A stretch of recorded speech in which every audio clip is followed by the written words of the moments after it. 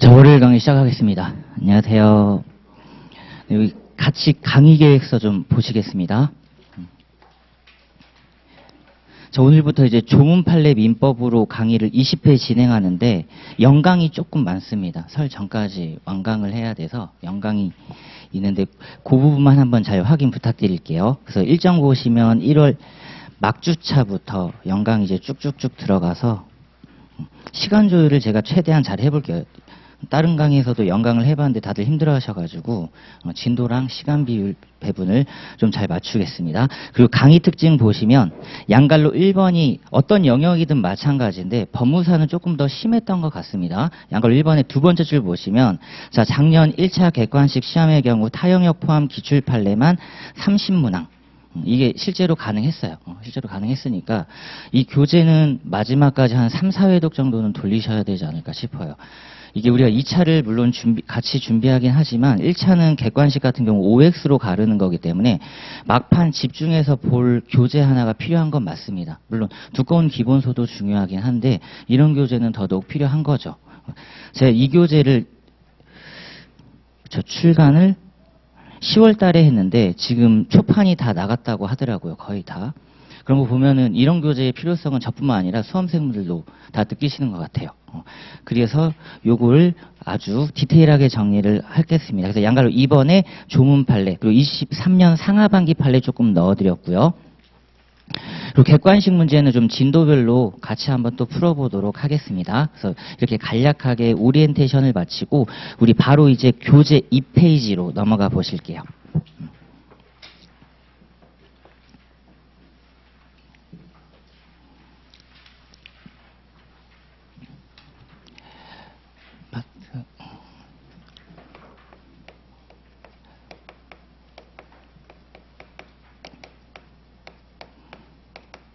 자, 파트 1 민법 총칙에서 첫 번째 쟁점 민법 1조 법원이랑 자, 관습법입니다.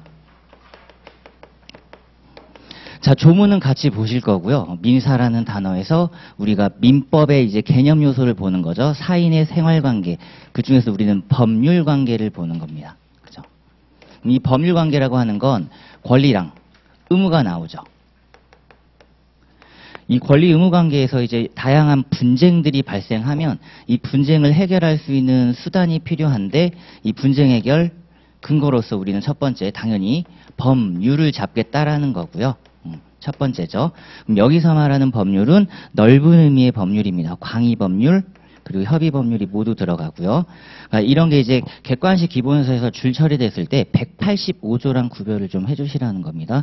민법 1조에서의 법률은 넓은 의미의 법률을 말하고 185조 물건에서 말하는 법률은 진짜 형식적 의미의 법률만을 말한다. 줄 처리를 하시고 자, 두 번째는 자, 관습법입니다. 법조문에 진짜 딱 세 줄 있어요. 그쵸? 세 줄이 있기 때문에 관습법 자체를 지금 어떻게 규율할 건지는 이제 대법원에서 확실하게 언급을 하고 있어요. 자, 그리고 나서 없으면 3번 조리로 넘어갑니다.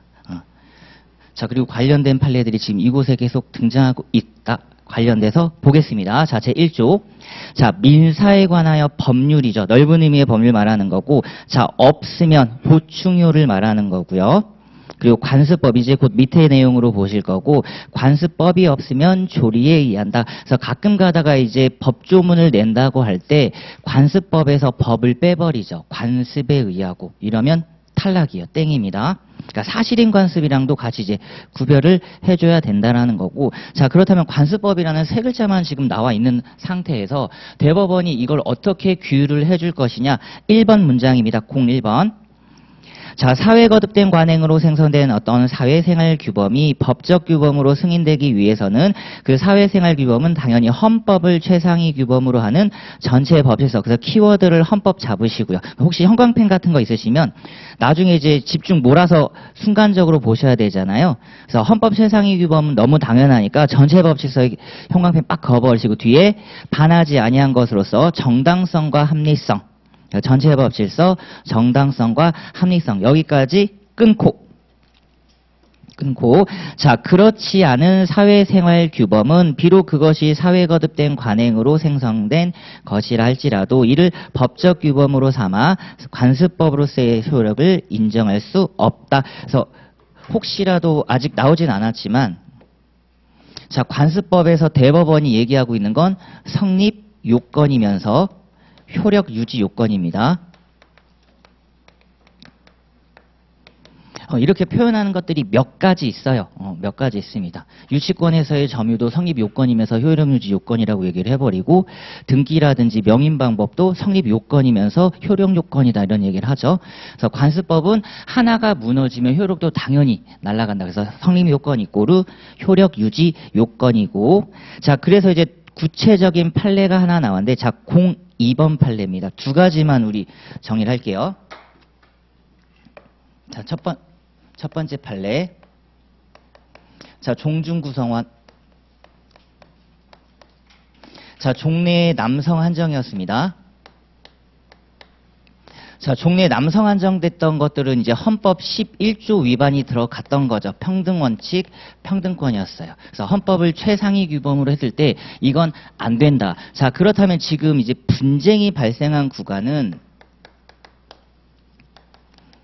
자, 그렇다면 과연 여성분들도 종원으로 들어올 수 있겠는가? 여기서 지금 분쟁이 발생한 거죠. 여기서 분쟁이 발생했다고 했을 때 법률은 없고,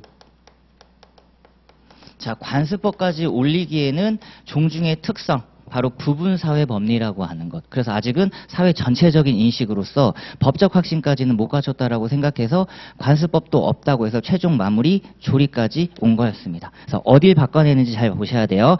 자, 02번 가보겠습니다. 공동선조의 분묘수호와 제사 및 종원 간의 친목 등을 목적으로 하여 구성되는 자연 발생적인 종족 집단이다. 그래서 독자성과 자율성을 상당히 중시하는 단체이죠. 비법인 사단으로서. 자, 종중의 이러한 목적 본질에 비추어 볼 때 공동선조와 성가본을 같이 하는 후손은 성별의 구별 없이 너무 당연하고요. 자, 우리 키워드를 성년 하나 잡아주시고, 그 미성년자는 안 됩니다. 바꿔낼 수 있는 포인트 성년, 그리고 당연이죠. 가입 의사 이런 거 필요 없고요. 성년, 당연, 구성원이 된다고 보는 것이 끊고 아직은 조리라는 겁니다. 그래서 조리 키워드를 잡아주시고, 바꿔낼 수 있는 포인트 성년, 당연, 조리, 성년, 미성년, 불문, 그리고 가입 의사 표명 이런 거 다 필요 없습니다. 그리고 아직은 조리라는 거예요. 그쵸? 여기에 머문 거죠. 법적 확신까지는 아직 못 올라갔고, 근데 조리도 어쨌든 법원이 되는 건 맞으니까 우리가 경험칙이다, 신의식이다고 얘기했던 것들이었습니다. 자, 그리고 나서 03번 보고 관련 최신 판례 보충 자료 하나만 추가해서 또 볼게요. 자, 03번과 관련돼서는 그렇다면 이제 마지막 효력 논의입니다. 효력 논의. 자, 그래서 지금 관습법이, 법률이 없으면 지금 관습법인데 지금 법률은 없단 말이에요. 제사 관련돼서 법률이 지금 없는 상태에서 마을의 관습이랑 붙었다 이겁니다. 자, 그럼 법률이 없는 상태에서 이제 최강위 법률 나오죠. 준칙. 우린 이걸 합쳐서 법령이라고 해요. 자, 여기는 지금 관련돼서 제사주제자를 장자. 근데 이제 어차피 장자가 지금 깨진 상태거든요. 그리고 여기가 배우자였어요. 그래도 지금 장자가 우선이란 말이 아니라 03번에서는 이걸 얘기하고 싶었던 거예요. 그러니까 이 판례 자체는 깨진 게 아닌 겁니다. 자, 천천히 읽어볼게요. 가정을에 관한 법률에 따라 제정된 가정을의 준칙이죠. 그래서 합쳐서 얘는 법령이 된 겁니다. 사망자의 배우자와 직계비속 이렇게 두 가지가 지금 붙는 거죠. 주장은 장자가 되나 장자가 없는 경우에는 장손이 된다고 정하고 있으므로 원심이 인정하는 관습이 관습법이라는 취지라면 관습법의 제정법에 대한 여루적 보충적 성격, 여기만 키워드 잡으시면 돼요. 전단은 이제 판례 가 깨졌으니까요. 여기서는 어떤 것만 챙겨가신다? 관습법의 법적 효력입니다. 위치 말하는 거죠. 성법에 대하여 아직은 보충적 효력, 이 부분만 찾아가시는 거예요. 이건 맞습니다. 성문법 우선이란 건 맞고요. 그러므로 밑에 성격에 비추어 그와 같은 관습법의 효력을 인정하는 것은 관습법의 법원으로서의 효력을 정한 민법 제1조 취지에 어긋난다 이겁니다. 그리고 이제 이걸 우리 보자 이거죠. 그러니까 어쨌든 여기서 성문법은 관습법에 우선한다라는 거 맞습니다. 자, 그러면 이제 제사주제자와 관련된 게 지금 몇십 년이 지났는데 이건 어떻게 될 것이냐? 보충 자료 좀 같이 보실까요? 이 판례 하나만 이제 추가해 주시면 됩니다. 좀 길게 써놨는데 첫 번째 판례죠. 23년 5월달 최신 판례라고 보시면 되고 출제 가능성이 당연히 높습니다. 이것도 천천히 정리해 드릴게요. 자, 종래. 지금 계속 나오죠. 종래 장자.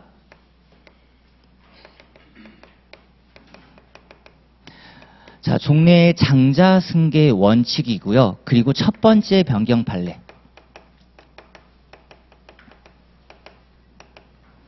첫 번째 변경에서는 협의로 갔습니다. 그리고 협의가 없을 때 장남, 장손 이렇게 그대로 간 거 맞죠? 그리고 마지막이 장여분이었어요. 자, 여기까지 오는 과정도 있었다라는 겁니다. 이게 08년 전합판. 08년 전합판. 근데 문제가 생긴 거죠. 요 구간에서. 어쨌든 남성과 여성 위치에서 또 남성을 우선시켰지 않았냐. 그래서 어쨌든 협의를 했다 하더라도 대부분 협의가 없을 거예요. 협의가 있는 게 오히려 이례적이라고 생각하시면 된다라는 겁니다. 협의가 없는 게 오히려 바람직하죠. 상속인들끼리 미친 듯이 싸우실 텐데. 그렇죠? 그러니까 협의 당연히 안 될 거야. 그러면 결국 가장 큰 분쟁은 여기서 발생하게 될 건데 장남 장손을 또 우선시키니까 이건 말이 안 된다라는 겁니다.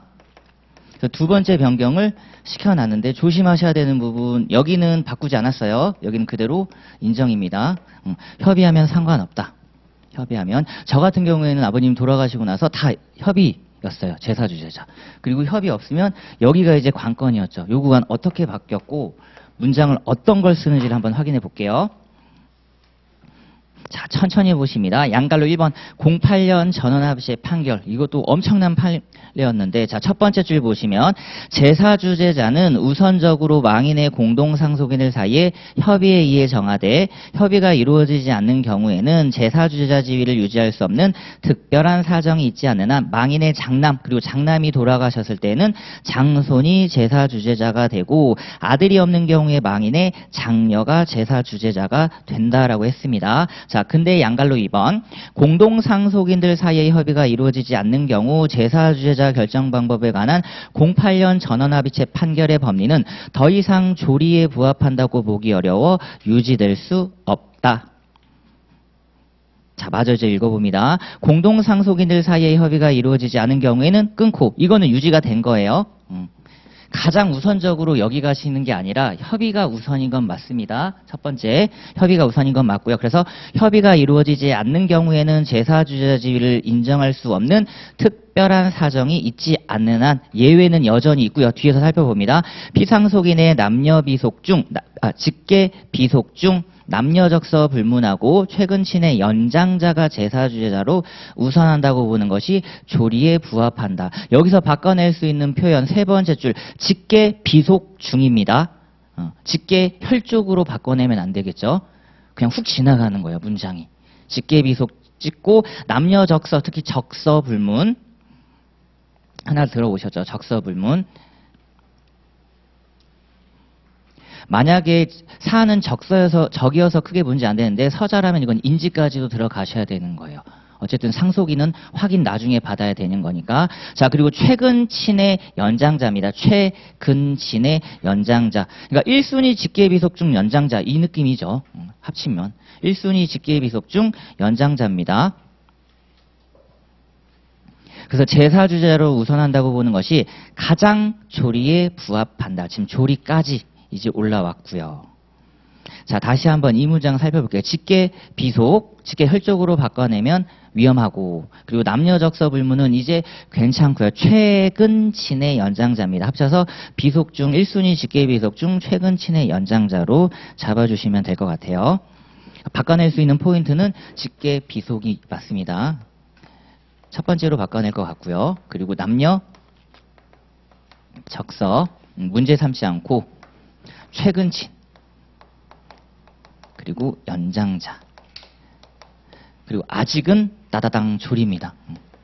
그래서 조리 판례 두 가지는 챙겨주시는 게 맞죠. 종원의 종중의 구성원 지위랑 이제 요분이에요.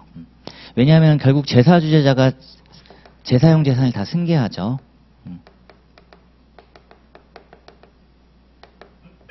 그러니까 이것도 어쨌든 상속의 한 특례입니다. 분쟁이 가장 많은 구간이기도 해요. 묘토인 농지부터 시작해서 제사용 도구를 싹 다 승계받기 때문에 가장 중요했던 법리였고, 자, 그래서 조금 이제 이해도를 높여볼게요. 과연 이게 우리 현재 법질서에 부합하는가? 자, 동그라미 1번입니다. 법적 안정성과 판례 규범력을 확보하기 위하여 불가피하게 기존 판례를 바꾸는 경우에도 그 범위를 되도록 제한적으로 하여야 하며, 특히 제사와 같이 관습의 바탕을 둔 제도에 있어서는 기존 생활 양식 이해에 대한 사회 일반 인식 등을 고려할 때 종래와 완전히 다른 방식을 새롭게 채택하는 것은 신중해야 되는 게 맞고요. 08년 전원합체 판결에서 조리에 부합한다고 본 제사 주재자 결정 방법이 현재 법질서와 조화되지 않는다면 기존 법규범의 연장선상에서 현재 법질서에 부합하도록 이를 조금씩 수정 변형함으로써 명확하고 합당한 기준을 설정할 필요가 있다. 현재 법질서에 또 키워드 잡아주셔야 됩니다.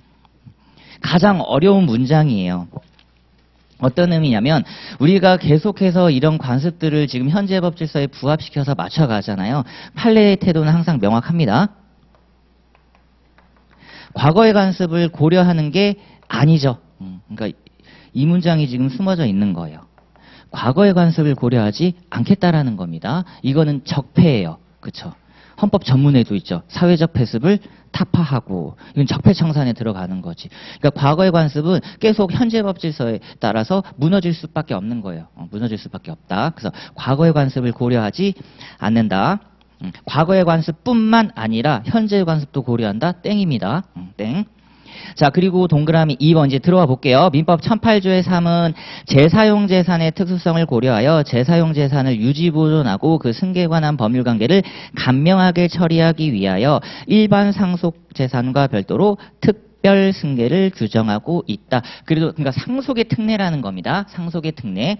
상속과는 전혀 별개의 제도가 아닌 상속의 특례입니다. 그러니까 이게 문제되는 거죠. 비속.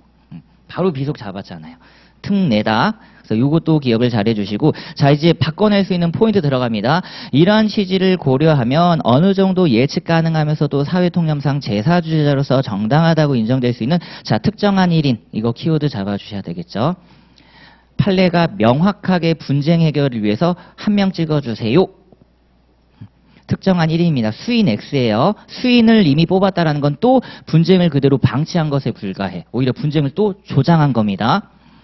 특정한 1인을 제사 주재자로 정의할 필요가 있으며, 특히 공동상속인들이 장례 방법이나 장지 등을 둘러싸고 서로 망인유체에 대한 권리를 주장한다면 공동의 제사 주재자를 인정하는 것은 분쟁 해결에 도움이 되지 않는다라는 겁니다. 일률적 처리가 필요한 거죠. 자, 그렇다면 과연 나이가 현재 법질서에 부합해 봤을 때 좀 적법한가? 자, 동그라미 3번. 제사는 기본적으로 후손이 조상에 대하여 행하는 추모의식의 성격을 가지므로 제사 주재자를 정할 때 피상속인과 그 직계비속 사이의 근친관계를 고려하는 것이 자연스럽다. 그러니까 최근친이 지금 나온 거고요. 그죠? 최근친이 나온 거고요. 자, 다만 직계비속 중 최근친인 사람들이 여러 명 있을 경우에 그들 사이에 우선순위를 정하기 위한 기준이 필요한데, 연령은이처럼 같은 순위에 있는 사람들 사이에서 특정인을 정하기 위한 최소한의 객관적 기준으로 삼을 수 있답니다. 그래서 객관적 기준으로 연령을 잡아뒀어요. 연령. 자, 같은 지위와 조건에 있는 사람들 사이에서 연장자를 우선하는 것이 우리 전통 미풍양속에 부합할 뿐만 아니라 실제 장례나 제사에서도 직계비속 중 연장자가 상주나 제사주자를 맡는 것이 우리 문화와 사회 일반 인식에 합치한다는 점에서도 그러하다. 자, 제사주자를 정할 때 같은 근친관계에 있는 직계비속 사이에서도 연장자를 우선하는 것이 그쵸, 용인하지 않는다고 보기도 어렵고, 자, 결국 이제 최종 결론입니다. 피상속인 직계비속 중 최근 친의 연장자를 제사주자로 우선하는 것은 현행 법질서 및 사회 일반 보편적 법인식에 부합한다고 볼 수 있답니다. 그래서 과거는 이제 끝났고요. 현재고요. 자, 다만 이제 동그라미 4번. 이건 이제 기존 법리 그대로 유지가 된 거거든요. 동그라미 4번도 정리하셔야 됩니다. 피상속인 직계비속 중 최근 친의 연장자라 하더라도 제사주재자의 지위를 인정할 수 없는 특별한 사정, 예외죠. 이분들은 안 됩니다. 자, 로마자 1번. 장기간의 외국 거주. 크게 문제 안 되고요. 자, 로마자 2번. 평소 부모를 학대하거나 모욕 또는 위해를 가하는 행위예요. 다시 로마자 2번. 평소 부모를 학대하거나 모욕 또는 위해를 가하는 행위. 왜냐면 이게 상속 결격 사유는 아니거든요. 그쵸? 로마자 2번은 상속의 결격 사유는 아니에요. 근데 제사주재자의 결격 사유는 될 수 있다라는 거죠. 제사주재의 결격 사유. 자, 로마자 3번. 조상 분묘에 대한 수호 관리를 하지 않거나 제사를 거부하는 행위. 로마자 4번. 합리적 이유 없이 부모의 유지 또는 유운에 현저히 반하는 행위 등으로 인하여 정상적으로 제자를 주재할 의사나 능력이 없다고 인정하는 경우뿐만 아니라 로마자 5번입니다. 요것도 나름 좀 중요하다고 생각되는데, 자, 피상속인의 명시적 추정적 의사, 공동상속인들 다수의 의사, 피상속인과의 생전, 생활관계 등을 고려할 때 그 사람이 제사주재자가 되는 것이 현저히 부당하다고 볼 수 있는 경우. 명시적 의사, 추정적 의사를 파악하기는 쉽지 않을 겁니다. 그래서 여기서 분쟁이 됐던 게 어떤 거였냐면, 그래서 결격 사유를 논할 때 그때 나왔던 판례가 요거였죠. 결격 논의가 있었던 것 중에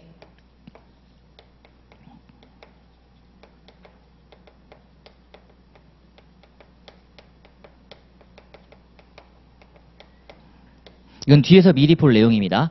관습법에서 같이 나올 수 있으니까. 유체, 유골, 매장 장소 지정과 관련돼서 과연 이걸 제사주재자가 받들어야 되는가. 여기서 이제 싸움이 한번 나온 거죠. 도의적 책임에 불과합니다. 도의적 책임에 불과하고 법률적 의무는 부담하지 않는다라는 거죠. 안 지켜도 된다라는 겁니다. 유체, 유골, 매장 장소 등에 대해서 피상속인의 유지를 받들지 않아도 된다. 유언사항이 아니에요. 요거 하나만 추가해서 정리를 해두시면 됩니다. 그럼 질문을 바꿔볼게요. 08년 판례에서요. 요걸 먼저 언급했거든요. 그쵸? 왜냐면 유체, 유골도 제사주재자가 같이 승계를 해요. 그쵸. 지금 봤던 내용의 연장선상이죠. 그러니까 제사주재자에 대해서 논쟁이 생겼던 거지. 야, 아버님이 분명 매장을 원하셨는데 너 왜 수목장 하냐? 왜 화장하고 수목장 하냐? 만약에 그랬으면 저도 제사주재자 탈락이에요. 아버님은 평소에 매장을 좀 간곡히 원하셨어요. 근데 제사주재자로 저를 정하고 나서 어머님이 조금 의견을 달리 틀었습니다. 고향이 전라도다 보니까 왔다 갔다 하기 멀고 그래서 가까운 곳에 모셨으면 좋겠다라고 해서 어머님 말씀을 수긍하고 화장을 한 다음에 육을 가지고 나무 하나를 사서 수목장을 했죠. 그쵸? 바로 그거예요. 전 당연히 그걸 받들어야 될 도의적 의무는 있죠. 근데 그게 법적 의무는 아니었던 거예요. 유언사항이 아니었기 때문에. 만약에 그랬으면 저는 제사주재자 완전 탈락이죠. 지금 누님들한테 엄청나게 혼나고 있겠죠. 여기서 판례가 또 조심하셔야 되는 게 이건 바뀐 게 아니에요. 그러니까 제사주재자의 결정입니다. 결정이 바뀐 거지. 요거는 그대로 유지. 이 얘기는 뭐다? 제사주재자 결격과 관련해서 문제됐던 유체, 유골, 매장 장소 지정은 법률적 의무가 아니다. 유언사항 아니다. 그래서 이것만으로는 제사주재자 결격이 안 됐던 사안이었습니다. 그래서 이제 다 같이 정리를 한번 할 필요성이 생긴 최신 판례. 그래서 요것도 잘 정리하시고요. 간단하게 얘기하면 양갈로 2번의 문장일 건데 진짜 어렵게 나오면 동그라미 1번에 있는 현재법 질서 과거 X 그리고 동그라미 2번 1인입니다. 공동 X 키워드들이 바로 보이시죠? 자, 그리고 동그라미 4번에서 특별한 사정이 있을 수 있는데 거기서 유체, 유골, 매장 장소와 관련된 피상속인의 유지는 도의적 의무에 불과하다. 정도입니다. 그 정도. 그래서 다 같이 한번 정리를 해드렸고, 자, 이제 다시 이제 교재로 돌아와 보시면요. 그래서 이 페이지에 있는 민법의 법원은 이제 별표 1개 정도로 정립을 해주시면 될 것 같아요. 나올 수 있는 내용들이 거의 한정돼 있다 보니까 이 정도로 정리를 부탁드립니다.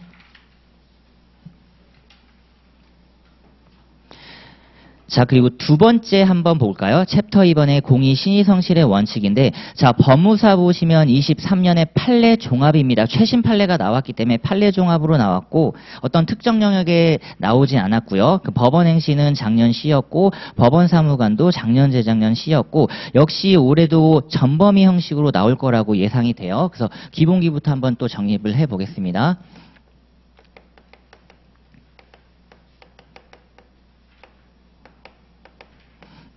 자, 얘는 별표 2개를 잡고요. 전범이라고 생각을 해주시고, 자, 첫 번째 성격, 간단한 이야기. 자, 추상적인 법규범이죠. 추상적이란 말이 중요하다. 자, 다만 민법 2조에 규정하고 있기 때문에 법규범이다. 그래서 강행규정 성격을 띠고 있고요. 법원이 직권으로 판단을 합니다. 자, 그리고 가장 핵심적인 기능이라고 할 수 있는 것. 당연히 법규범이지만 우리는 오히려 여기서 더 많이 볼 거예요. 법률행위 해석 기준으로 훨씬 더 많이 볼 거고요. 그리고 이걸 통해서 가장 중요한 거죠. 보세요. 권리, 의무를 창설할 수 있겠는가. 올해 법무사 2차에서 나온 거죠.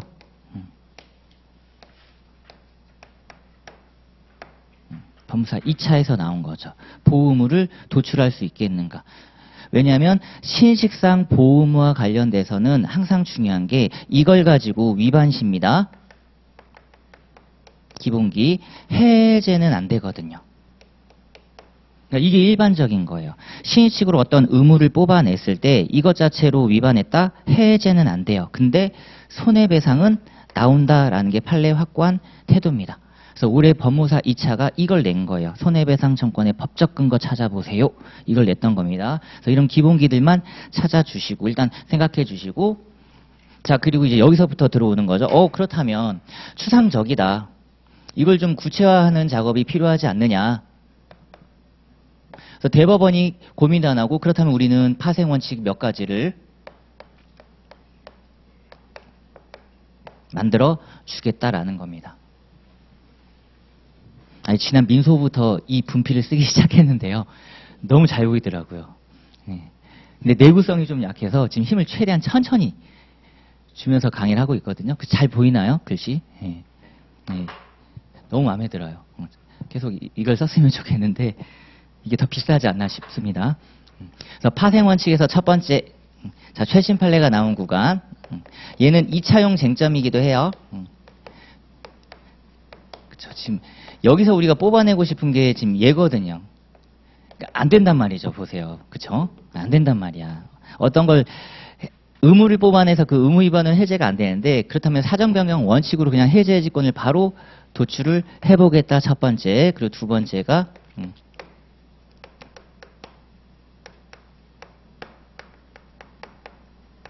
자, 모순행위 금지 원칙입니다. 얘는 오히려 제한 쪽에 포커스를 맞춰야 될 거였고요. 이따 교재 분석 정리를 할게요. 그리고 실효의 원칙, 얘도 2차용 쟁점 같이 들어있는 거라고 보시면 되고, 그리고 양갈로 4번 권리남용 금지 원칙입니다.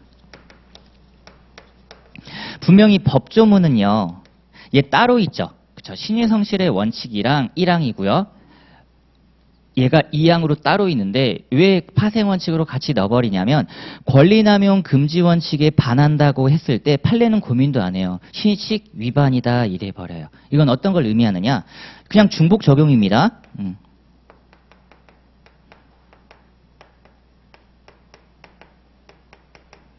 굳이 두 가지를 디테일하게 나눌 필요는 없다라는 거지. 그러니까 권리남용 금지에 반했다, 어떻다? 그냥 신의칙 위반이라는 겁니다. 그래서 각 요건별 관련된 판례를 정리하시고, 그리고 이제 요것과 사실 가장 밀접한 관계가 있는데 요 부분입니다. 적용의 한계. 출제 포커스가 여기에 맞춰져 있죠.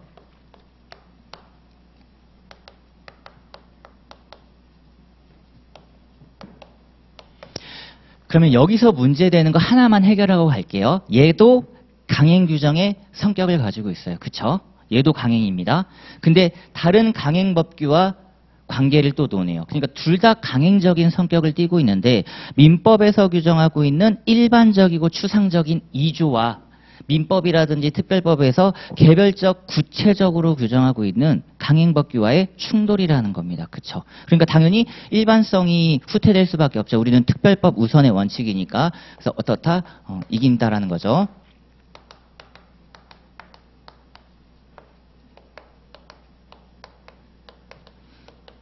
신의식이 지금 적용 안 되는 구간입니다.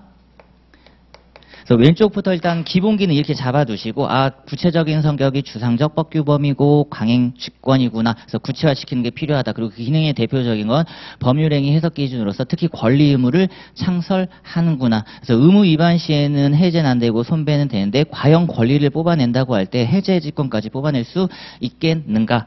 그 구체적인 파생 원칙을 우리는 뭘로 잡아야 될 것이냐? 사정 변경의 원칙으로 잡고, 자, 그리고 구체적으로 조금 더 들어가 보면 모순행위 금지 원칙, 실효의 원칙, 그리고 권리남용 금지 원칙입니다. 다시 조문책에는 권리남용 금지는 2항으로 독자적으로 구성되어 있지만 판례는 신의식과 그냥 중복 적용시켜버립니다. 권리남용에 위반됐다라고 하면 그냥 신의식 위반으로 결론을 내려버려요. 자, 그러면 이런 일반적이고 추상적인 게 무분별하게 적용되면 안 된다라는 거예요. 그래서 조금 더 디테일하게 말하면 얘는 어때요? 신의칙은 구체적인 타당성을 도모하는 거죠. 야, 이런 상황에서는까지 그럴 필요가 있겠냐? 좀 중요하나. 융통성 좀 발휘해봐라. 라고 한다 그러면 저는 무조건 싫다 그러는 거죠. 말도 안 돼. 원칙이 무너져선 되겠니? 근데 얘가 원칙인 거고요. 얘가 예외 현상인 겁니다. 근데 얘를 가장 먼저 지금 공부를 해버리잖아요. 그래서 혹시라도 이제 체계 잡을 때 무너지시면 안 된다라는 거예요. 다른 교수님들은 신의칙을 뒤로 빼시는 분도 있어요. 이건 예외 현상이니까. 우린 지금 이걸 공부하고 있잖아요. 그쵸? 근데 이걸 지금 뒤집어 엎으려고 해. 그러니까 얘는 적용에 항상 신중 극히란 말이 같이 따라붙는 이유이기도 하다라는 겁니다. 그러니까 항상 이게 원칙이에요. 우리는 법적 안정성을 해치지 않는 범위 내에서 신의칙을 적용해야 된다. 그러니까 당연히 합법성의 원칙이 우선될 수밖에 없고 신의칙은 적용 안 되고 후퇴를 시키는 게 맞겠죠. 자, 여기까지 체계를 잡고 이제 어떤 판례들이 산재해 있는지를 차근차근 한번 볼게요. 자, 01번에 사립학교법의 키워드를 잡으시면 됩니다. 형광펜을 사립학교법에 그어보시면 되고요. 자, 미리 키워드를 잡고 가볼게요. 그 다음에 02번에 상속 포기 보이시죠? 중간에 상속을 포기 키워드를 잡고요. 기출빈도 가장 높은 것. 자, 01번부터 가봅니다. 강행법규인 사립학교법. 보세요. 지금 벌써 개별법 나왔잖아요. 개별법. 강행법규인 사립학교법을 위반한 경우 위반한 자 스스로 무효를 주장함이 권리남용 내지 신의성실원칙에 위배되는 권리행사란 이유로 배척된다면 위와 같은 입법 취지를 완전히 몰각시키는 결과가 되기에 매도나 담보 제공을 금한 관련 법 규정 입법 취지에 비추어 강행 규정 위배로 인한 무효 주장을 신의성실의 원칙에 반하거나 권리남용이라고 볼 것은 아니다. 두 가지 같이 얘기하고 있는 거 보이시죠? 권리남용이랑 신의칙 중복 적용입니다. 자, 그 다음에 02번 가볼게요. 상속인 중 1인이 피상속인 생존 시에 피상속인에 대하여 상속을 포기하기로 약정하였다 하더라도 상속 개시 후 민법이 정하는 절차와 방식에 따라 상속 포기를 하지 아니한 이상 역시 강행 규정입니다. 상속 포기. 상속 개시 후에 자신의 상속권을 주장하는 것은 정당한 권리 행사로서 권리 남용에 해당하거나 또는 신의칙에 반하는 권리 행사라고 볼 수 없다. 그래서 두 가지가 기출빈도 가장 높고 조금만 더 정리하면 이제 얘는 단순 암기입니다. 시험장 들어가셔서 앞글자씩만 따들게요. 미성년자. 뒤에도 나와요. 그렇죠?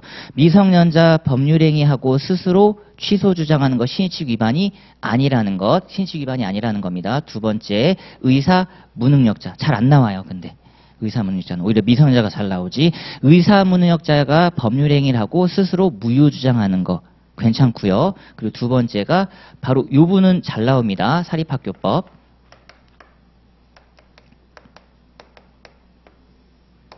감독청의 허가를 받아야 되는 게 강행법규거든요. 무효. 그리고 잘 나오는 거 여기 있죠. 국토계획법. 토지거래 허가 받으셔야 되는 것. 그러니까 시험장 가서선 이런 거 보시면서 그냥 바로 넘어가시면 돼요. 그리고 4번 투자수익 보장약정.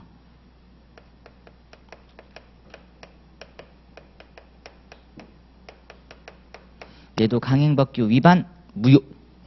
무효. 그 다음에 요분 여기 계시네. 5번. 상속포기. 상속 개시 전 상속포기.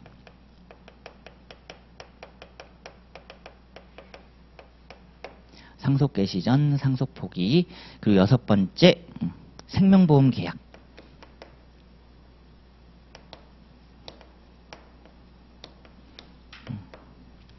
타인 생명보험 계약입니다. 다 강행법규고요. 강행법규고 얘네들은 어떻다? 신의칙이 적용 안 되는 거예요. 바꿔 말하면 무효주장 가능하다 이 얘기입니다. 잘 나오는 것들. 그래서 요 정도만 챙겨가시면 될 것 같아요. 애초에 선행행위 자체가 강행법규 위반 무효랍니다. 선행행위가. 선행행위가 강행법규 위반 무효인데 거기에 대해서 상대방의 신뢰라는 것 자체가 있을 수 있을까요? 이렇게 접근하셔도 되는 거죠. 그렇죠? 애초에 신뢰 자체가 있을 수가 없어요. 혹시 어디 여기가 궁금하신 건가요? 미성년자, 의사문의역자. 네, 눈빛들이 어딜 따라가시는 것 같은데. 국토계획법, 투자수익 보장약정. 혹시 글씨 안 보이시면 저한테 꼭 얘기해 주세요. 제 흘림체라 상속개시 전 상속포기. 그리고 동그라미 6번입니다. 생명보험 계약이에요. 생명보험 계약.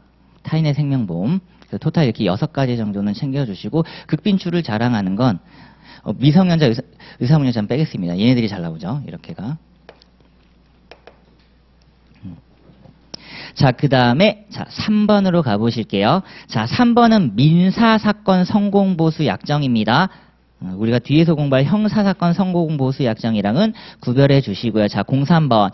위임사무 처리 보수에 관하여 약정이 있는 경우 위임사무를 완료한 수임인은 원칙적으로 약정보수액 전부를 청구할 수 있다. 끊고요. 유효입니다. 유효. 민사사건 성공보수약정은 유효. 다만 약정보수액이 부당하게 과다하여 신의성실 원칙이나 형평관념에 반한다고 볼 만한 특별한 사정이 있는 경우에는 예외적으로 무효다. 땡이에요. 무효 아닙니다. 계속 유효로 유지하시고요. 유효 유지하시고 예외적으로 적당하다고 인정하는 범위 내의 보수액만을 청구할 수 있다. 적당하다고 인정되는 범위의 키워드를 잡아주시면 됩니다. 그래서 무효 X 형사사건 성공보수 약정이랑은 비교의 밑에다가 이렇게만 써두시면 될 것 같아요.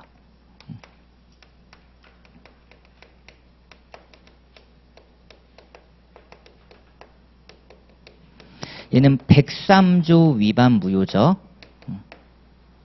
이렇게만 써두시면 될 겁니다. 그래서 03번은 아 민사사건이구나 라고 생각해 주시고 형사사건 성공보수약정은 103조 위반 무효다.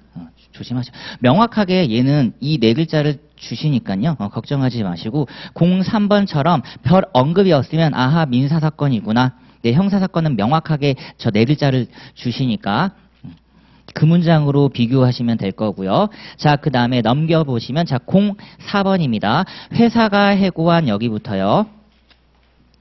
자, 회사가 해고한 근로자에게 지급할 퇴직금과 가끈세반 환금 등을 청산하여 변제 공탁하고 자, 근로자가 첫 번째 키워드 조건 없이 수락, 조건 없이 수락. 그리고 출급 청구를 하여 수락, 수령입니다. 끝. 그쵸. 이미 돈을 받았다라는 건 어떻다? 퇴직을 받아들이겠다. 해고를 받아들이겠다. 그 근로자는 그때 회사의 해고 처분을 유효한 것으로 인정하였다고 볼 수밖에 없으므로 그 8개월 가까이 지나 제기한 해고 무효 확인 청구는 금반원 원칙에 위배되어 위법하다라는 겁니다. 지금 기본기 판례 하나 나왔죠. 그래서 키워드를 돈을 받았는데 나중에 다투는 것. 그러니까 기간은 중요하지 않아요. 기간보다는 선행적인 액션이 중요했다라는 겁니다. 이런 법리들은 계속 나오죠. 자, 그리고 5번, 6번은 두 가지 좀 주의하셔야 됩니다. 그래서 5번, 6번은 묶으셔가지고 문장 자체를 천천히 잘 보셔서 안 헷갈리도록 시험장에서 조심하셔야 돼요. 자, 첫 번째 05번입니다. 보증인의 책임을 보증이 자 재직 중에 있을 때 생긴 채무 키워드 잡아주셔야죠. 재직 중 채무입니다.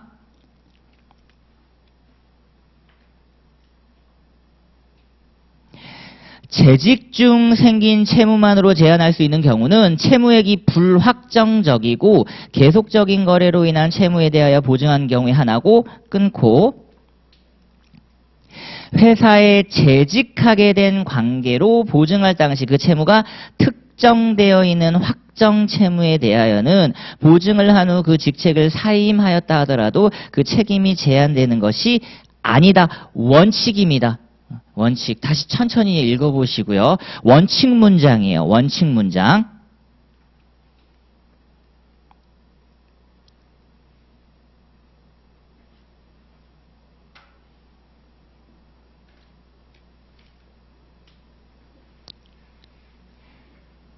자, 그걸 06번이랑 같이 정리를 해드릴게요. 06번.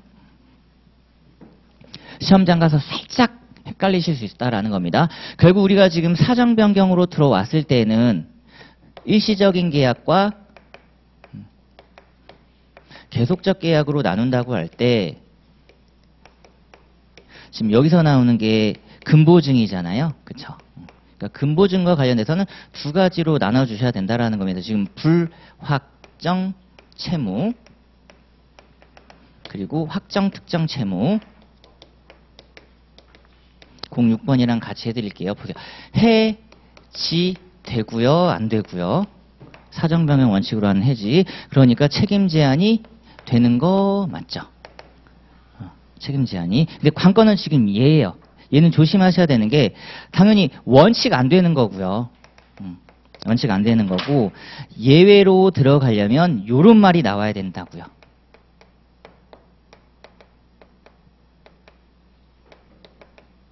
이런 말이 반드시 주어집니다.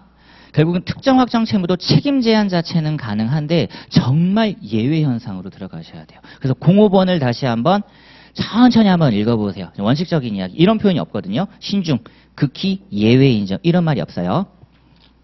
05번.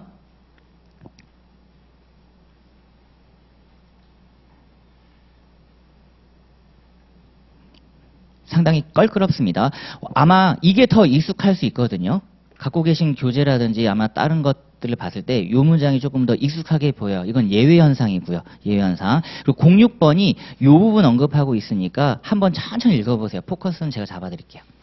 해지 부분. 06번 판례.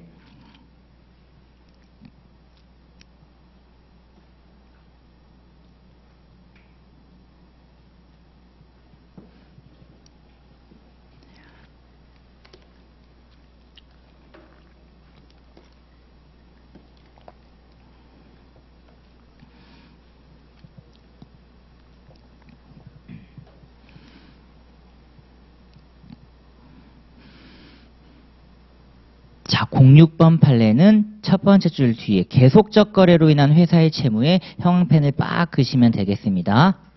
대표적인 거죠. 그래서 얘랑만 비교해 주시고요.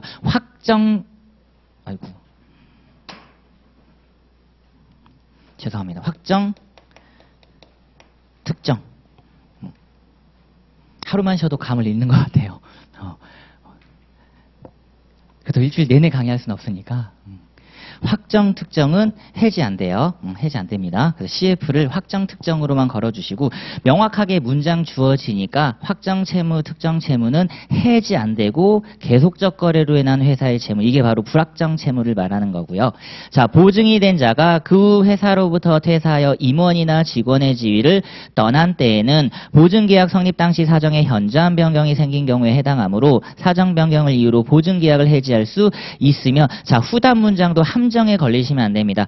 위 계속적 보증계약에서 보증기간을 정하였다 하더라도 해지권 발생에 영향이 없다. 보증기간이 정해졌다 하더라도 그 기간 내에 내가 사임하면 해지하시는 겁니다. 채무 확정, 채무 특정이지 보증기간 확정 이거에 헷갈리시면 안 돼요. 채무의 확정이다. 기간은 당연히 정해져 있습니다. 새로운 이사 뽑아가지고 그분한테 보증 연장시키면 되는 거예요. 그래서 큰 문제가 안 된다고 보시면 되고, 자, 그렇다면 자, 07번에 이제 이 부분, 사정변경에서 말하는 사정변경이란 어떤 것이겠는가? 첫 번째 줄입니다. 그래서 07번은 사례에서도 쓸 수 있어야 되는 거죠. 해제권 발생 사유로서. 자, 첫 번째 줄. 사정 변경으로 인한 계약 해제는 계약 내용대로의 구속을 인정한다면 신식에 현저히 반하는 결과가 생기는 경우 계약 준수 원칙의 예외로서 인정되는 것이고, 이렇게 예외란 말이 항상 보이셔야 돼요. 약속은 지켜져야 된다의 예외. 자, 여기에서 말하는 사정이라면 자, 계약의 기초가 되었던 객관적 사정 두 글자를 추천드리겠습니다. 기초, 객관. 바꿔내는 첫 번째 포인트. 계약의 기초를 불문하고 객관적인 사정, 땡. 왜냐하면 객관적 사정은 뒤에 한 번 더 언급을 조금 해줘요. 그래서 일방 당사자의 주관적 또는 개인적 사정을 의미하는 것은 아니다. 그래서 여기까지만 문장이 나왔을 때도 조심하시고, 자, 이하 또한 그러므로 계약 성립의 기초가 되지 아니한 사정이 그 후 변경되어 일방 당사자가 계약 당시 의도한 계약 목적을 달성할 수 없게 됨으로써 손해를 입게 되었다 하더라도, 다시 한번 보세요. 기초와 관련 없는 사정 변경으로 손해를 입게 되었다 하더라도 특별한 사정이 없는 한 그 계약 내용 효력을 그대로 유지하는 것이 신식에 반한다고 볼 수 없답니다. 그래서 후단 문장은 손해를 입게 되었다 하더라도의 키워드를 두셔야 돼요. 신식의 위반 아니다 이 얘기입니다. 손해를 입게 되었다 하더라도 바꿔내는 포인트. 기초 객관 손해를 입게 되었다 하더라도. 자, 그 다음 단지 경제 상황의 변동으로 당사자에게 손해가 생기더라도 합리적 사람이라면 사정 변경을 예견할 수 있었다면 사정 변경 이유로 계약을 해지할 수는 없다라는 겁니다. 그래서 일시적 계약의 경우에는 대부분 다 부정을 했죠.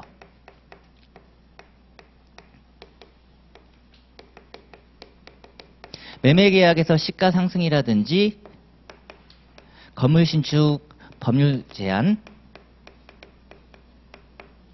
판례가 다 부정했습니다. 두 가지만. 매매에서의 시가 상승이라든지 건물 신축 법률 제한이 걸렸어요. 땅을 샀는데 어떻다? 건물을 지을 수가 없대. 판례가 해제를 부정했습니다. 부정. 이런 건 예견이 가능하다고 봐야죠. 부동산 정책은 시시때때로 바뀌니까. 그래서 요 정도 봐두시고요. 자, 그 다음에 08번, 09번이 바로 실효의 법리입니다. 가볍게 보시면 되겠죠. 자, 08번은 항소권에도 적용된다. 요 정도예요. 요 정도. 항소권에도 적용되고, 09번 실효의 법리는 그러니까 공법관계 가운데 관리관계는 물론이고 권력관계에도 적용돼야 함을 배제할 수는 없다. 그러니까 넓은 의미로 거의 다 적용되는데 오히려 적용 안 되는 걸 밑에다가 CF를 살짝쿵 걸어주시면 될 것 같아요. 최근에 잘 나오는 게 인지청구권. 실효원칙이 적용 안 되죠. 그리고 헌법에서 이미 학습을 하셨을 겁니다. 중혼취소권과 관련돼서. 제소기간에 제한이 없죠. 혼인취소권 관련돼서 제소기간에 제한이 없어요. 헌법에서 합헌이라고 얘기를 했던 것. 제소기간에 제한이 없으니까 실효원칙이 적용 안 된다. 성격이 거의 무효급이다. 그래서 두 가지만 챙겨주시고요. 자, 그 다음에 10번입니다. 자, 임대차 계약에서 있어 차임 부증액 특약이죠. 차임 부증액. 더 이상 월세를 올리지 않겠다. 있더라도 끊고 유효입니다. 원칙 유효. 자, 그 약정 후 그 특약을 그대로 유지시키는 것이 신식에 반한다고 인정될 정도의 사정 변경이 있다고 보여지는 경우에는 형평원칙상 임대인에게 차임 증액 청구를 인정하여야 한다. 예외죠. 원칙 유효, 예외 증액. 자, 그 다음에 11번입니다. 계약 해제료는 자, 원상회복 청구권의 키워드를 딱 두시면 되겠죠. 원상회복 청구권은 두 번째 줄 신의칙 또는 공평원칙에 기하여 일반적으로 손해배상에 있어서 자, 과실상계도 X예요. 지출이 잘 되죠. 과실상계도 적용이 안 됩니다. 과실상계에 적용 안 되고 권리 내용에 제한될 수 있다고 하는 것 역시 허용되어서는 안 됩니다. 제한도 X예요. 자, 이 문장 다시 한번 천천히 읽어볼게요. 시험장 들어가셔서 다음 중 신식에 관한 설명 중 옳은 것은 그른 것은 1번. 계약 해제로 인한 원상회복 청구권에 대하여 해제자가 해제원이 된 채무 불이행에 관하여 원인의 일부를 제공하였다는 등의 사유를 내세워 신식 또는 공평원칙에 기하여 일반적으로 손해배상에 있어서의 과실상계에 준하여 권리 내용이 제한될 수 있다. 딱 여기까지 끊어요. 슬슬 잘 읽혔죠? 제한될 수 있다고 하는 것은 허용되어서는 안 됩니다. 제한될 수 있다. X. 자, 그 다음에 12번 이제 고지의무. 이제 요거 뽑아내네요. 고지의무. 대표적인 것. 12번 관련된 내용 이제 살펴볼게요. 자, 임차권 양도와 관련돼서 임대인의 동의 여부는 그 계약의 중요한 요소를 이루는 것이기에 끊고, 왜냐면 임차권 양도는 임대인 동의를 받아야 되거든요. 전세권이라고 하는 물권 양도와는 확실히 다르죠. 그렇기에 양도인으로서는 이해관계에 대한 모든 사정을 양수인에게 알려주어야 할 신식상 의무가 있는데, 임차권 양도 계약이 체결될 당시 임차 건물에 대한 임대차 기한 연장이나 임차권 양도에 대한 임대인 동의 여부가 확실하지 않은 상태에서 자, 몇 차례에 걸쳐 명도 요구의 키워드를 잡으시면 됩니다. 이미 목적물에 대한 분쟁이 있었다라는 거예요. 그쵸? 명도 요구란 말은 건물 인도 요구입니다. 건물 인도 청구. 우리가 건물은 명도, 토지는 인도 이런 단어를 쓰거든요. 그러니까 건물과 관련해서 이미 분쟁이 발생하고 있는 상황을 알려줄 필요성이 있다는 거죠. 임차권 양도인이 그 여부를 확인하여 양수인에게 설명하지 아니한 채 임차권을 양도한 행위는 기망행위에 해당한다. 그래서 세 가지 정도만 고지 의무와 관련돼서 챙겨주시면 될 것 같아요. 지금 보호의무 나왔고요. 이제 고지 의무는 기출 빈도가 높은 것 세 가지. 임대차에서 명도 요구 나왔습니다. 그리고 쓰레기 매립장 나왔죠. 그리고 공동묘지산. 대부분 이제 기망 쪽에 포커스를 좀 많이 내주시죠. 왜냐면 우리의 기망이라고 했을 때는 적극적인 자기뿐만 아니라 부자기에 의한 기망도 들어간다. 그러려면 고지 의무를 뽑아내야 된단 말이죠. 고지 의무는 형법에서도 공부를 하셨지만 자기 의무 뽑으려면 법률, 계약, 선행행위, 조리 이렇게 있잖아요. 조리, 그쵸? 그래서 법계 선조 이렇게 두 문자를 혹시 따셨을 수도 있어요. 자기 의무 뽑아낼 때, 보증인지 뽑아낼 때 바로 여기 있습니다. 신식으로 뽑아낼 수 있다는 거죠. 신식으로. 자, 그 다음에 13번. 자, 모순행위와 관련된 스탠다드입니다. 13번과 관련된 내용. 자, 근저당권자가 담보로 제공된 건물에 대한 담보가치를 조사할 당시 대항력을 갖춘 임차인이 그 임대차 사실을 부인하고 임차보증금에 대한 자, 권리주장을 않겠다. 여기에 키워드를 주시면 됩니다. 이게 선행행위라고 보시면 되죠.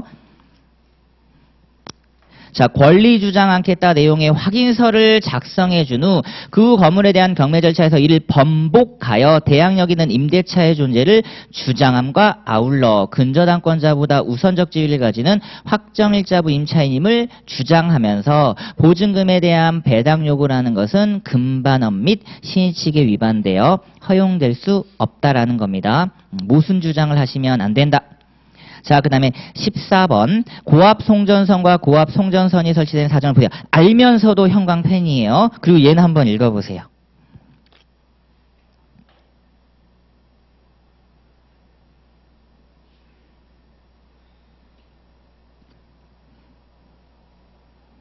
그러니까 신의칙이랑 권리남용을 따져볼 때, 그러니까 그 신의칙에 대한 악의, 권리남용에 대한 악의, 그러니까 그런 악의를 떠나서 14번에 그 지금 대상 목적물에 대한 상황에 대한 인식이잖아요. 그러니까 이 알면서를 무조건 악의적으로 받아들이시면 안 된다는 겁니다. 다시 한번 읽어볼게요. 우리 수험생분들이 어떤 물건을 사요. 고압 송전선과 고압 송전탑이 지금 있어요. 알면서 왜 사셨을까요? 다 알아보고 사셨죠. 아, 얘네들은 지금 내 토지에 법적 근거 없이 고압 송전탑과 고압 송전선이 설치되어 있구나. 난 이걸 철거해야지 라고 생각한다는 겁니다. 칠판 한번 보실게요. 민법 공부하실 때는 조금 객관적으로 좀 딱딱하게 보실 필요성이 있다는 겁니다. 지금 갑이라는 분이 토지를 갖고 계세요. 그리고 가봤더니 있는 거죠. 송전탑이. 송전선이 있어요. 그리고 이 땅이 간절히 필요한 우리 수험생분들이 지금 매수인이십니다. 이분한테 가겠죠. 부동산 매매 계약에서는 매수인이 이런 상황들을 당연히 알아봅니다. 지금 숨어져 있는 거예요. 그러면 질문 첫 번째 들어가 볼게요. 이 땅을 딱 갔어. 얘가 있어. 얘가 있어요. 안 물어봤겠어요? 물어봤겠죠. 매도나 이거 뭐야? 걱정하지 마. 얘네 무단이야. 나도 골치 아파 죽겠어. 오케이, 나한테 넘겨. 매매하고 등기 들어갑니다. 그러면 이건 철거할 생각으로 지금 사신 거죠. 맞나요? 용인할 생각이 전혀 없었어요. 판례는 어디에 손을 들어준다? 당연히 여기에 손을 들어줍니다. 여기에. 우리 수험생분들이 이제 이걸 설치자를 병으로 잡아볼게요.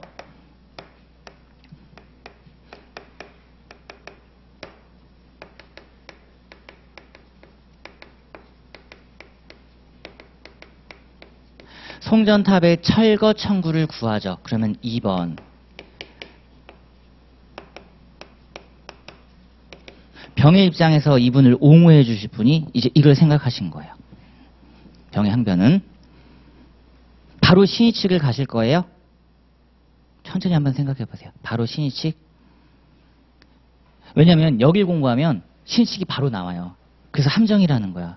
이거는 구체적이고 개별적이라 그랬죠. 우리는 법적 안정성을 먼저 따져보는 거예요. 그러니까 당연히 얘를 먼저 보는 게 맞다라는 거예요.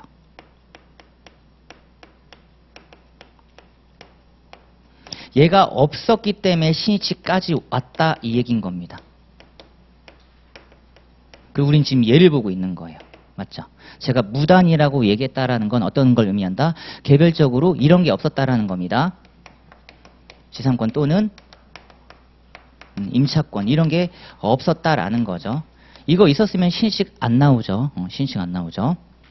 이제 신의측에서 검토할 수 있는 게 지금 대표적인 게 바로 권리 남용 예거든요. 다시 읽어볼게요. 자, 고압 송전탑과 고압 송전선이 설치된 사정을 알면서도 흔들리시면 안 됩니다. 알면서도 취득하여 전원주택 분양 사업을 추진한 토지 소유자들의 위 송전탑 등의 철거 청구가 권리 남용에 해당하지 않는다. 이분들의 목적은 지금 뚜렷하네요. 전원주택 분양 사업입니다. 그쵸. 토지 취득. 그럼 질문 하나 또 던져볼까요? 이분이 지금 철거할 생각이었고 나는 주택 분양 사업을 할 생각이었네.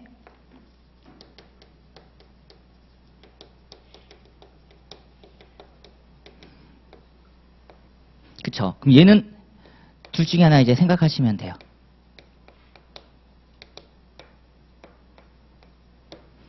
둘 중에 어디에 해당하는가? 목적은 법률행위 목적을 말하는 거고요. 동기는요. 목적에 포함되지 않는 단순 동기예요. 이 강의를 듣는 목적이 뭐예요? 라고 물으면 사람들이 다 목적이라고 생각하죠. 이 강의를 듣는 동기가 뭐예요?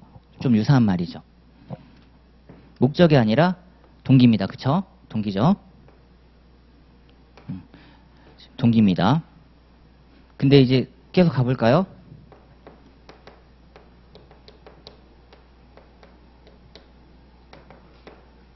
자, 이제 우리 수험생분들이 을입니다. 나는 분명 주택 분양 사업을 하려고 이 땅을 샀는데 일단 얘까지는 철거를 시켜놨어요. 그죠? 권리남용 아니랴. 그래서 이제 건물을 뚝딱뚝딱 지으려고 관청에 다 알아봤더니 미안. 이거 건물 신축 못해. 제한이 걸렸대. 그러면 우리 수험생들도 땅 괜히 사신 거잖아요. 맞죠? 괜히 사신 거잖아. 목적 달성 불능이면 얘는 무효예요. 채무 불이행 등 이런 걸 해결하면 되는데 지금 여기 걸렸어요. 여기. 그래서 건물 신축 제한이 걸렸으니까 이제 토지 매매를 실효시키고 싶으신 거죠. 우리 수험생분들은. 그쵸? 토지 매매를. 그랬을 때 자 또 보세요. 어떤 거 뽑으셔야 돼? 해제해서. 얘를 뽑으셔야 되는 거 맞죠?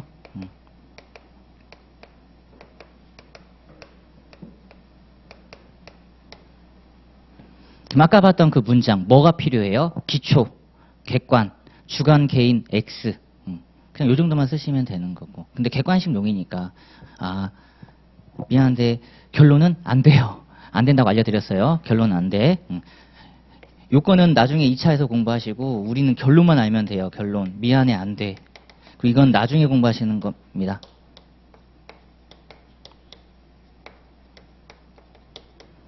이건 나중에. 이렇게만 한번 쳐다보세요. 요거 사에 하나 주고. 이런 식으로 나와요. 2차에서. 그리고 지금 내가 공부하는 객관식을 어디에 버무릴지만 쓰시면 돼요. 어디에 버무릴지. 딱 판례 지금 우리 2개 봤거든요. 그 2개가 여기 하나 들어갈 뿐이고요. 여기 들어가요. 판례 2개. 그쵸. 판례 2개 봤는데 얘 봤죠? 그리고 얘 봤죠? 이걸 제가 알려드린 거죠. 요거 구성만 한번 보시고 가장 스탠다드 구성입니다. 항상 잘 생각하시는 우리 권리남용 신의칙. 좋은 판례 15번 가봅니다. 신의성실의 원칙에 반하는 것 또는 권리남용은 자 강행규정 형광펜 잡아버리시고 당사자 주장이 없더라도 법원은 직권으로 판단 직권 잡아주시고요. 자, 그 다음에 이제 권리남용과 관련돼서 16번입니다. 상계권의 키워드 잡으시고요. 위에 한 개만 더 쓸까요? 상표권 판례도 있어요. 근데 상법 판례여가지고 법무사니까 상표권도 하나 언급해드리겠습니다. 상표권 행사, 상계권 행사와 관련돼서는 판례가 2번째 줄 주관적 요건은 필요로 하지 않는다 이랬죠. 그래서 이제 권리남용 쪽으로 돌아와 보시면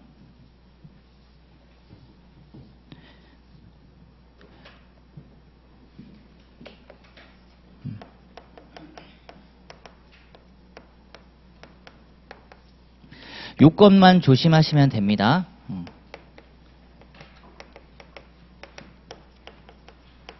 얘가 지금 안 보이죠? 명문의 규정에 가해사라고 하는 것. 그래서 판례는 원칙적으로 요구를 하고요. 다만 객관적 사정으로 추인할 수 있다 이런 말을 썼고요. 그쵸? 주관적 사정도 요구되지만 가해사라고 하는 가해 목적이라는 걸 찾기가 쉽지 않다. 그러므로 객관적 사정에 의해서 주관적 사정을 추인시키겠다. 근데 예외로서 기출된 건 지금 상계권 하나 그리고 상표권 하나를 더 알려드렸어요. 얘네 둘은 주관적 요건이 필요 없답니다. 상계권은 어음 할인 사건이었어요. 100억 원짜리 어음을 40%나 할인된 60억으로 사고 100억으로 상계하는 거죠. 40억을 지금 날로 드시겠다라는 거죠. 날로. 그리고 효과 라인은 권리행사 저지입니다. 권리행사 저지. 자, 그 다음에 17번도 13번과 유사 내용 키워드만 잡아드릴게요. 주택경매 절차 매수인이 권리신고 및 배당 요구를 한 주택 임차인 배당 순위가 1순위 근저당권자보다 우선한다고 신뢰해서 임차보증금 전액이 매각대금에서 배당되어 임차보증금 반환 채무를 인수하지 않는다는 전제 아래 매수가격을 정하여 낙찰을 받았고 주택에 관한 소유권을 취득하였는데 설령 주택 임차인이 1순위 근저당권자에게 자 무상거주 확인서 여기에 형광펜을 그으시면 됩니다. 작성해준 사실이 있어서 임차보증금을 배당받지 못하게 되었다 하더라도 그러한 사정을 들어 주택 인도를 구하는 매수인에게 대항력 주장하는 것은 신의칙에 위반되어 허용될 수 없다 이랬고요. 그다음에 18번은 기출 빈도가 너무 높죠. 천천히 한번 18번을 읽어보실까요?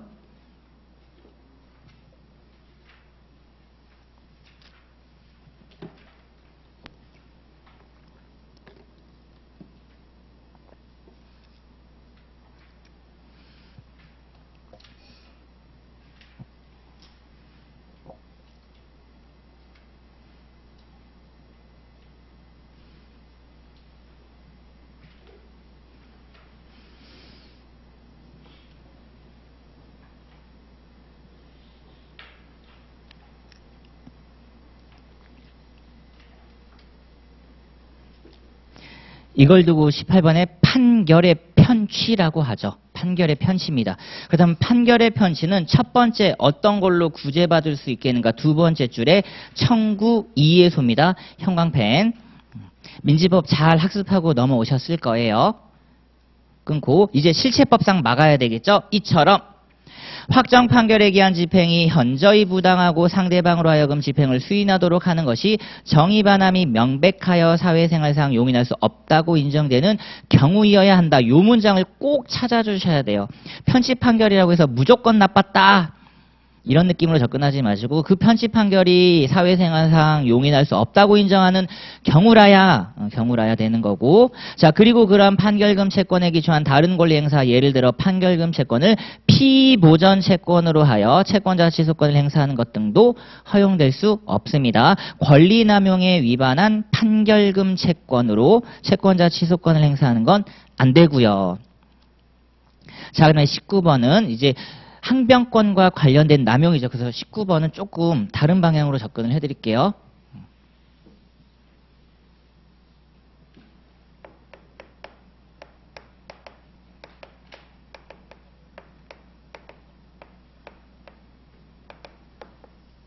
유명한 판례 3가지만 같이 넣어보겠습니다.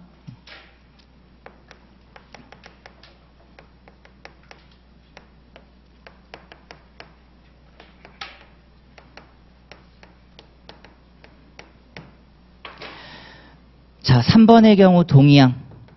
기출 빈도가 은근 높죠. 자기 채무 주로 회피 수단.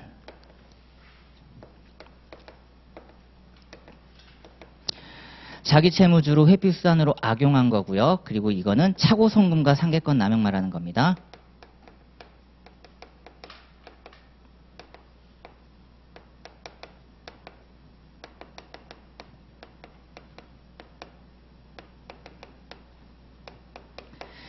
차고 송금 됐다. 반환 요청, 반환 승낙이 있었는데 은행이 상계를 들어가 버린다. 안 된다라는 겁니다. 그리고 기출은 또 요 구간. 자, 읽어보겠습니다. 19번이에요. 첫 번째 줄 문장이 기출이 잘 되죠. 소멸시효를 이유로 한 항변권 행사도 민법의 대원칙인 신의성실 원칙과 권리남용 금지 원칙의 지배를 받는다. 끊고 채무자가 소멸시효 완성 후 시효를 원용하지 않을 것 같은 태도를 보여 권리자로 하여금 이를 신뢰하게 하였고 채무자가 그로부터 권리 행사를 기대할 수 있는 상당 기간 내에 자신의 권리를 행사하였다면 채무자가 소멸시효 완성을 주장하는 것은 신의성실에 반하는 권리남용으로서 허용될 수 없답니다. 그리고 20번은 법무사에서 기출빈도가 조금 있죠. 천천히 한번 얘도 다시 복습하실 때 읽어보시고요. 국가의 소멸시효 주장이 꼭 권리남용은 아니다. 헌법 10조 보면은 국가의 기본권 보호 의무가 있잖아요. 국민의 기본권 보호 의무가 있다고 해서 반드시 국가의 소멸시효 완성이 권리남용 신식 위반이라고 볼 수는 없고요. 그 다음에 21번입니다. 요즘 핫한 내용들이죠. 21번. 자, 보호의무 관련된 판례예요. 자, 읽어볼게요. 환자가 병원에 입원하여 치료를 받는 경우에 있어서 병원은 병실의 출입자를 통제 감독하든가 불가능하다면 최소한 입원 환자에게 휴대폰을 안전하게 보관할 수 있는 시정장치 있는 사물함을 제공하는 등 입원 환자 휴대폰 등 도난 방지함에 필요한 적절한 조치를 강구해야 될 자, 신식상 보호의무가 나왔습니다. 그래서 키워드를 병원 쪽에만 키워드를 하나 잡아주시고요. 신식상 보호 의무의 키워드를 잡아주시면 되겠습니다. 그리고 이제 후단 한번 천천히 읽어보세요. 손해배상입니다. 손해배상.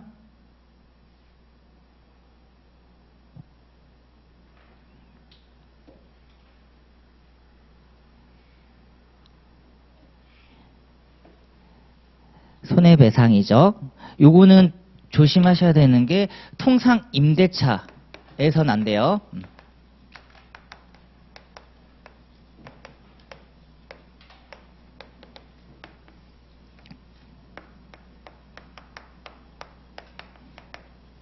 자, 통상 임대차에서는 보호의무 부정입니다. 아직 판례 안 나왔어요. 통상 임대차에서는 보호의무 없지만 지금 우리가 원하는 건 여기죠. 일시 임대차. 그래서 판례가 2개.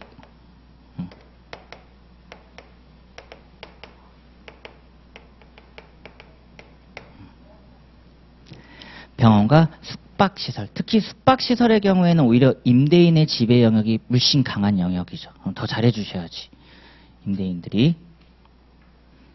임차인분들이 객실을 점유하고 있긴 하지만 임대인이 당연히 다 점유하고 있는 거예요. 그래서 보호의무가 더 강하게 등장하죠. 숙박시설. 그래서 여기가 나옵니다. 이렇게. 자, 그 다음에 22번. 여기는 미성년자 법률행위. 미성년자 법률행위. 이거는 2교시에 다시 한번 점검을 할게요. 자, 그 다음에 오른쪽에 23번. 그래서 22번은 잠깐 스킵하고 2교시에 보겠습니다. 그리고 23번도 유치권 파트에서 다시 한번 출제될 수 있으니까요. 내용 가볍게 읽어볼게요. 공매 절차에서 점유자의 유치권 신고 사실을 알고 부동산을 매수한 자가 그 점유를 침탈하여 유치권을 소멸시키고 나아가 자, 고의적인 점유 이전에 키워드를 잡으시면 됩니다. 고의적인 점유 이전으로 유치권자의 확정 판결에 기한 점유 회복조차 곤란하게 하였음에도 유치권자가 현재까지 점유 회복을 하지 못한 사실을 내세워 유치권자를 상대로 적극적으로 유치권 부존재 확인을 구하는 것은 밑에 권리남용에 해당하여 허용되지 않습니다. 그래서 유치권 권리남용이라고 할 때 고의적인, 악의적인 이런 표현만 잘 찾아주시고요. 자, 그 다음에 24번 출제 유력한 판례고요. 그러니까 시혜칙 들어갈 때 가장 훌륭한 표현 두 번째 줄. 사적 자치 원칙이나 법적 안정성에 대한 중대한 위협이 되는 게 맞거든요. 시혜칙으로 틀어버리면 안 되지. 약속을 뭐하러 해. 채권자가 유효하게 성립한 계약에 따른 급부의 이행을 청구하는 때 법원이 급부의 일부를 감축하는 것은 원칙적으로 허용되지 않는다. 명확하게 24번은 그냥 표현을 줬죠. 원칙 불허입니다. 앞에서 제가 말씀드렸던 책임 제한도 원칙 불허라는 말이에요. 그거 들어갈 거면 진짜 극히 예외 신중. 그리고 25번이 올해 법무사 기출 문장입니다. 그래서 복습하실 때 가볍게 읽어보시고요. 그리고 잠깐 쉬었다가 우리 22번 내용만 조금 더 검토하고 다음 챕터로 넘어가도록 하겠습니다. 잠깐 쉴게요.